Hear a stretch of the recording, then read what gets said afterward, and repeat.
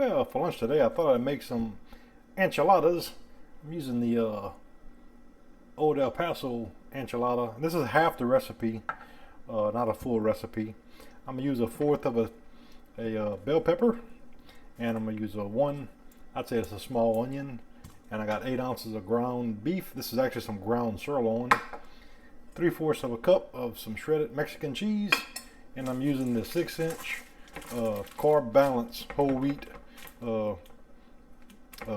wraps. So that's what I'm using to make it.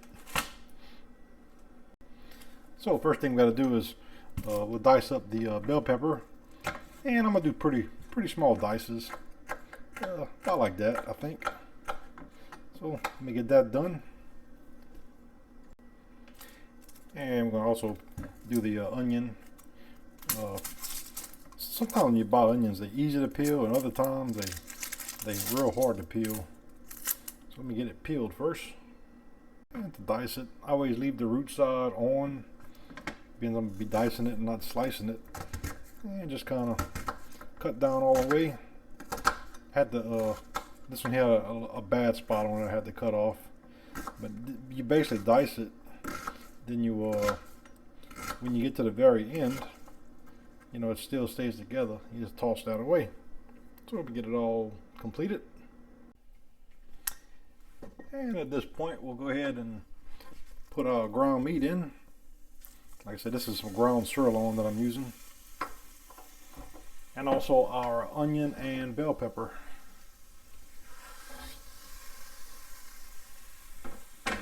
And we're just going to get everything until it's cooked and the meat is nice and brown.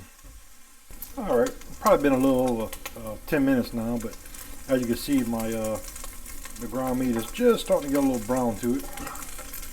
I'm going to let it go a few more minutes. Just stir it around a few times, try to get all the sides browned on them. So maybe about 2 more minutes. And we'll go ahead and add, this is the 3/4 of a cup of the cheese. I'm going to say I'm going to probably add maybe half of that to it. And for the can, I'm going to go ahead and add about half the can. I think that'll be plenty. Go ahead and get that well combined. I'm not really adding any other seasonings to it because that enchilada sauce is pretty dang spicy. I tasted it and it definitely got some kick to it.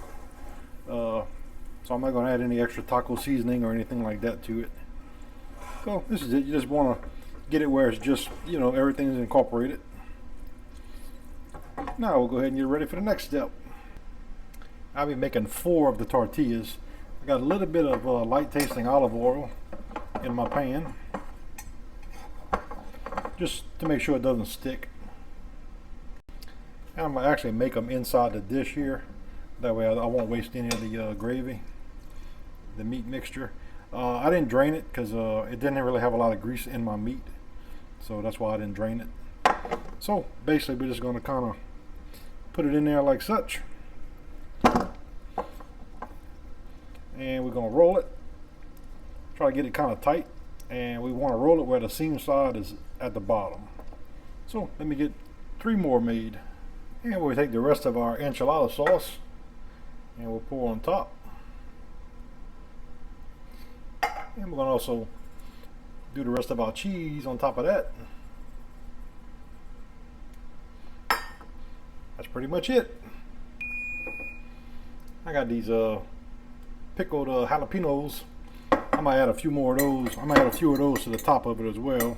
I think that'll be kind of nice. So let me get all that put on there. We'll probably do like 4 per one. Something like that. Give it a little extra heat. Now we'll go ahead and put this in the oven. And I got my oven preheated to 375. And we're going to put it about in the middle, uncovered. And we're going to bake it for about 20 minutes. Alright, I went 20 minutes. And this is how we look. It's very simple recipe. Everything's nice and melted now. Bubbling all around the edges. So yeah, that's how you make enchiladas. This is actually my first time making them. Been wanting to try them. Found a recipe for them. So when I went shopping, I bought all the ingredients. So let's see how it looks. Let's see how it tastes. It does look good, I must say. The jalapenos, but just starting to get a little wilt on the edges of them. And the whole thing was bubbling on the outside. So yeah, should be pretty tasty. And it's hot. Probably no real easy way to get them out where they stay nice and together, but we'll see what happens. Like I said, I'm gonna just kind of go on the edge of them here. I think I'm gonna just try to do 2 of them. Well, they stayed together, so that's good. Oh yeah, that's gonna be good. One of them, the last one I stuffed it pretty heavy with the ingredients. So let me go ahead and get them plated, then we'll give it a taste. So the most important part is, how does it taste? I'm gonna go ahead and cut it right here in the middle, and we'll see what we got.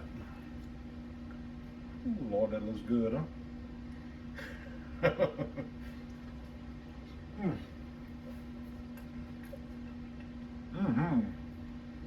That is very good. Yep, very tasty. It does have some spice in it too. So,